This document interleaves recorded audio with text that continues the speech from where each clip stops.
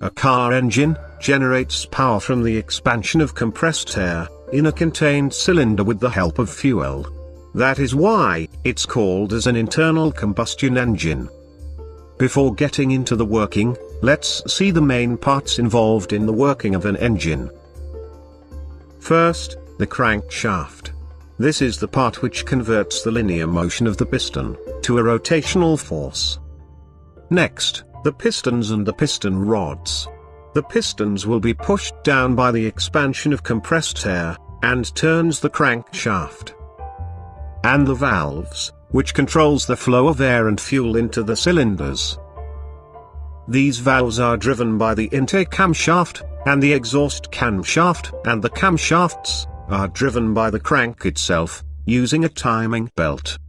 There will be idler pulleys, and a tensioner pulley, to hold the belt tight in place.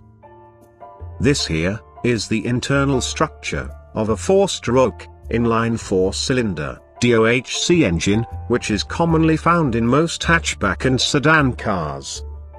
A 4-stroke engine should pass through 4 different strokes, to complete one cycle to produce power. They are intake, compression, power, and exhaust stroke. The crank to camshaft ratio is 2:1. Which means it will take 2 crank revolutions to complete 1 camshaft revolution.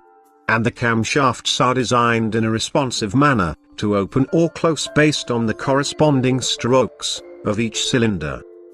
Let's take a look at a single cylinder, and see how a 4-stroke engine works in detail.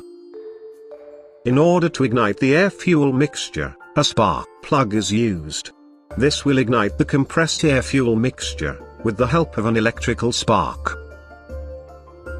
We will take it down by each stroke. The intake stroke. The inlet valve opens and the downward movement of the piston creates a suction. This pulls the air-fuel mixture into the cylinder. Once the air-fuel mixture is in the cylinder, compression stroke begins compressing the mixture. At this time both inlet and outlet valves stays closed. At the end of compression stroke, the air-fuel mixture is ignited by the spark plug. The explosion exerts pressure and pushes the piston down. This is the power stroke which produces power to the crank. At the exhaust stroke, the outlet valves opens and the piston pushes out the burned gas.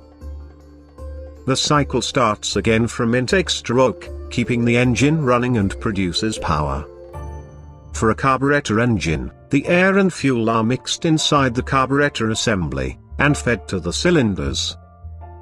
In the case of a fuel-injected engine, the fuel is injected into the intake manifold, or directly into the cylinders. Since only a power stroke produces power, you may wonder how the engine turns continuously. Well, the answer is in the crank itself. The flywheel and the crank counterweights provides momentum, which keeps the crankshaft from stopping immediately. For a 4-cylinder engine, considering any time instance, one cylinder is always in power stroke, which produces more power and less vibrations comparing to a single-cylinder engine.